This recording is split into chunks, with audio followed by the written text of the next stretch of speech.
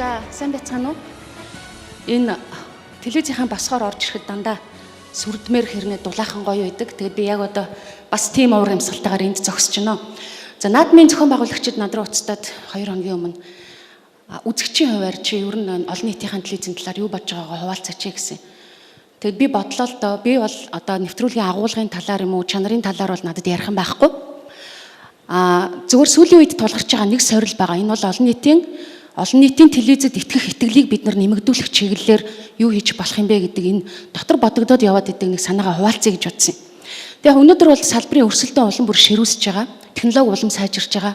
Мэдээллийн ийм шуурга ингээд яваад өнгөрч байгаа. Гэхдээ бид нар энийг дагаж шуурдаг хүмүүс бол биш. Бидний өмнө гэхдээ нэг юм тулгарч байгаа. Үзэгчид биднээс илүү ил тод, санхүүний ил тод, өөрсдөө үйл ажиллагааны илүү ил тод ажиллахыг шаарддаг болсон илүү итгэл найдвар өсгөх тийм ажлыг тэр хэрээр бид нар хийх ёстой байна. Энэ бол бидний сорилт юм байна гэж бодож байгаа. Тэгэхээр хэдийгээр бид нар бусдаас хамаагүй олон жилийн туршлагатай хувьдаа хуультай цорын ганц телевиз боловч бид нар өөрсөндөө байгаа давуу талаа ашиглаад яаж олон нийтийн итгэлийг нэмэгдүүлж болох вэ гэдэг дээр 3 гол одоо агуулга дээр гэх юм уу суурлаад энэ 3 үндсэн мессежийг хэлэх гэсэн. Тэгэхээр олон нийтийн итгэлийг нэмэгдүүлэхийн тулд энд цааш нь явчих. Нэг юм 3 агуулгыг л зүгээр базаж болох юм шиг санагдсан. За, итгэл найдвараа батал гэж байгаа. 2-дугаарт үн цэнэ харуул, за 3-дугаарт нэг сэдв, бүх сэдв гэдэг энэ 3 агуулгыг би маш товчхон ярьж өгье.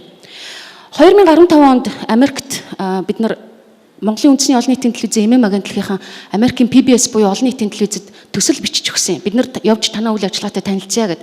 Тэгээ тэр нь дэмжигдээд манайхаас одоо манай Ганбаатар гавьяат за тэгээд Чингис найруулагч ингээд бид нар нэг 6 өдрийн бүрэлдэхүүнтэй явж Америкийн PBS телевизэд ажилласан. Тэгээ энэ үеэр бид нарт байнга ярьж исэн нэг зүйл. Манай татвар төлөгчид биднэрт ингэж итгэдэг, манай татвар төлөгчид бидний тухай ингэж боддог гэд ерөөсө байнга яриадсан байхгүй. Тэгээ тэр үед биднэрт нэг ийм цааш нь явж байгаагаар одоо харагдана. Тэр үед биднэрт нэг ийм олон нийт одоо үзэгчдтэй тараадаг ийм материал биднэрт үзүүлчихсэн. Энэ бол тараах материал юм байлээ. Энэ дээр судалгааных нь одоо агуулгууд харагдаж байгаа. Тэгээ энэ дээр нэг сонирхол татсан нэг юм байж байгаа. Татвар төлөгчид хэнд илүү итгэдэг вэ гэсэн асуулт байна л да энэ дээр. Тэгээ хоёрт PBS телевиз уу нөгөө Америкийн олон нийтийн телевиз орж ирж байгаа. Нэгт батлан хамгаалах салбар орж ирж байгаа. Гуравт нь одоо нэг оюутнуудад тэтгэлэг коллежид сурах тэтгэлэг өгдөг тэтгэлгийн сан орж байгаа. Дөрөвт нь нийгмийн даатгалын салбар орж байгаа. Тавт нь болохоор хүнсний аюулгүй байдлын хяналтын алба орж байгаа. Тэгээ эндээс та нар нэг юм анзаарч байна уу? Надад их сонир санагдсан. Юу гэж телевизээ бид нар олон нийтийн телевизийг арилжааны телевизтэй харьцуулдаггүй юм байна. Бид нар тэгэх алба байхгүй. Бид нар HD Монголтой юм уу 25-таа өөрсдөө харьцуулах алба байхгүй. Харин бид нар улс эх орны хамгийн найдварт одоо хамгийн чухал салбаруудтай өөрсдөө харьцуулж байна. Тусгаар тогтнолтой холбоотой, батлан хамгаалалттай холбоотой, аюулгүй байдал, хүүхдүүдийн ирээдүйтэй холбоотой салбартай бид нар өөрсдөө харьцуулж байна. Энэ бол маш чухал гэж би бодож байгаа. Тэгэхээр бид нар арилжааны телевизүүдтэй өөрсдөө харьцуулах шаардлага байхгүй.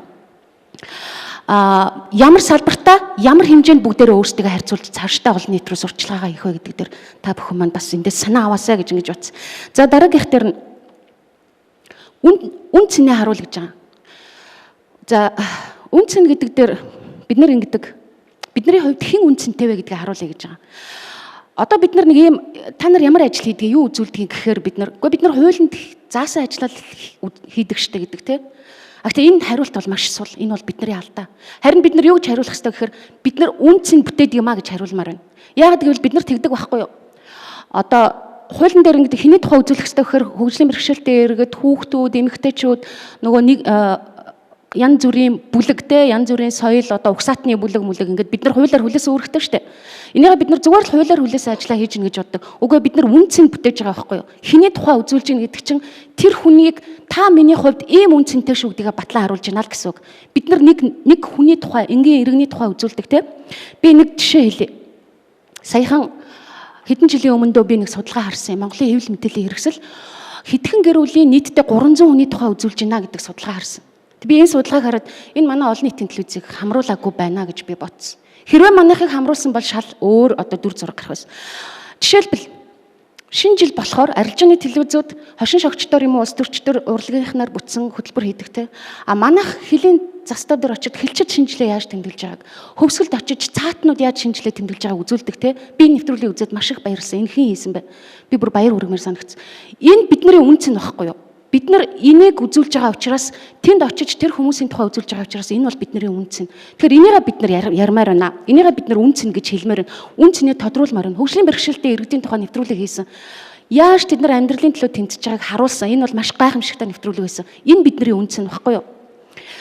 NHK телевиз тэгээ бид нар бас нэг ажиллаж явах хугацаанд 2 3 одоо хүмүүсээ явуулаад тэндээс хүн урьж авцраад NHK-гийн нэвтрүүлэгчийг урьж авцраад бид нар бас туршлага солилцчихсэн л да. Тэгээд NHK биднэрт яаж одоо үнцний харуулдаг тухайгаа хүмүүст одоо үнцний баталдаг тухайгаа нэг гоё жишээ хэлжсэн.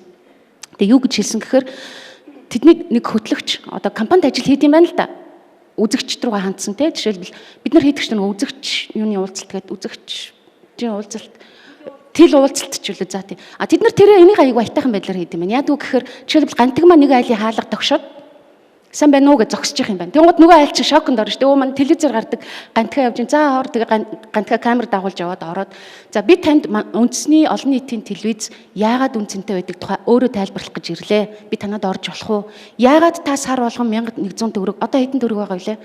2000 төгрөг төлөх ёстой вэ гэдгийг би танд тайлбарлах гэж ирлээ болох уу. Тэгээ тэр хүн үнэхээр баярлдаг юм байна. Тэр хүний хувьд энэ бол маш том сурч одоо тэр хүн чинь өөр 1200 төгрөг юм байна уучлаарай.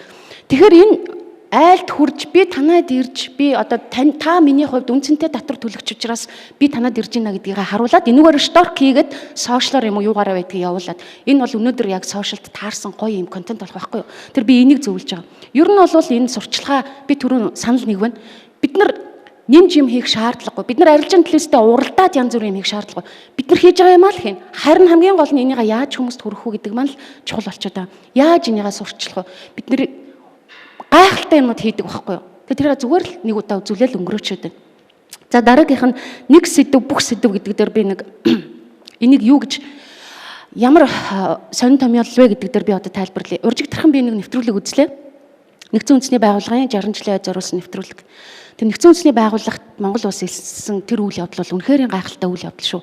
Тусгаар тогтнол талаасаа ч тэр Монгол улсын одоо цаашдын одоо ирээдүйн хөгжил талаасаа ч тэр энэ бол гайхамшигтай үйл явдал.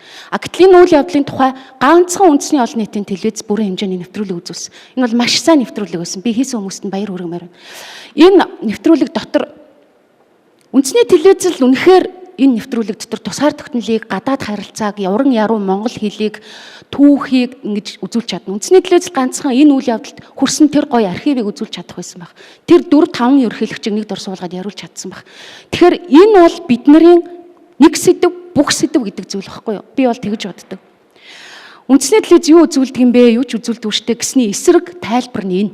Тэгвэл нөхцөл үндэсний байгууллагын энэ ойд элсүүд энэ шиг бид нар маш олон нэвтрүүлэг хийдэг те. Дахиад Америкийн жишээ рүү оръё.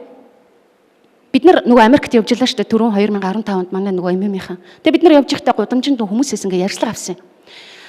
Та PBS телевизээ үздэг үү гэд асуусан.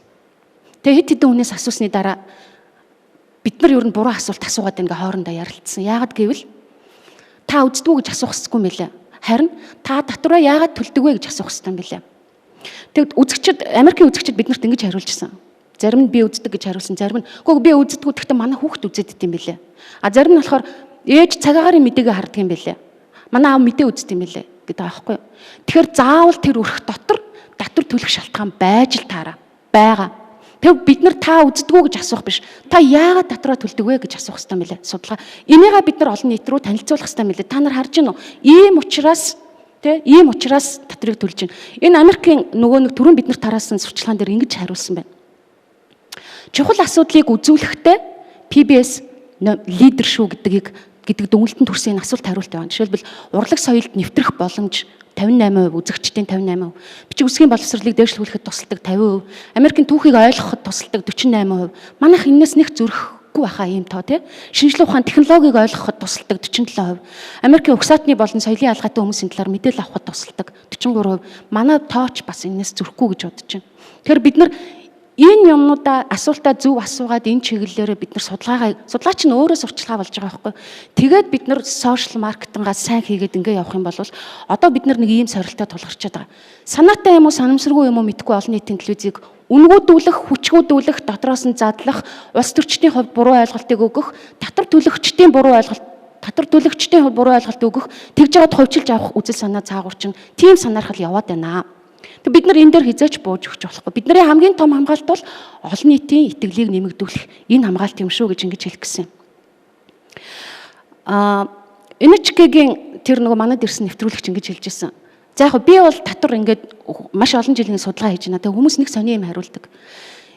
Ирээдүйн нэг л өдөр ганцхан өдөр NHK-г ашиглахын төлөө би татвараа төлдөг. Яагаад гэсэн чинь нөгөө Японч чинь цунами болдог шүү дээ. Тэгээд байнга нөгөө газар хөдлөлт болж идэг учраас хамгийн найдвартай их сурвалжийн мэдээгээ ханаас авах уу гэдэг дээр үргэлж санаа зовж идэг юмс.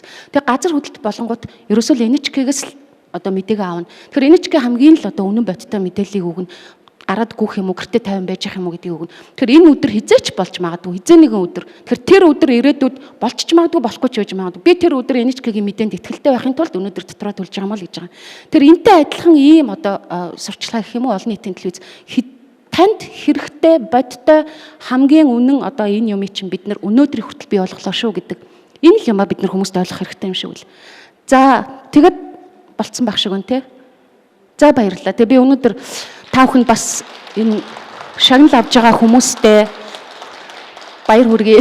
Хэн авж байгааг нь мэдэхгүй л дээ. Гэхдээ ер нь ингээд сонирхоод үзэж суугаад баймаар санагдлаа. Би бол байнгын үзэгч шүү. Байнга үзэж ингээд дэлгэцийнхаа араас энэ гоё нэвтрүүлэг байна. Яагаад энийгээ сурчлахгүй байгаа юм болоо гэж бодоод сууж идэг үзэгч шүү. За баярлалаа.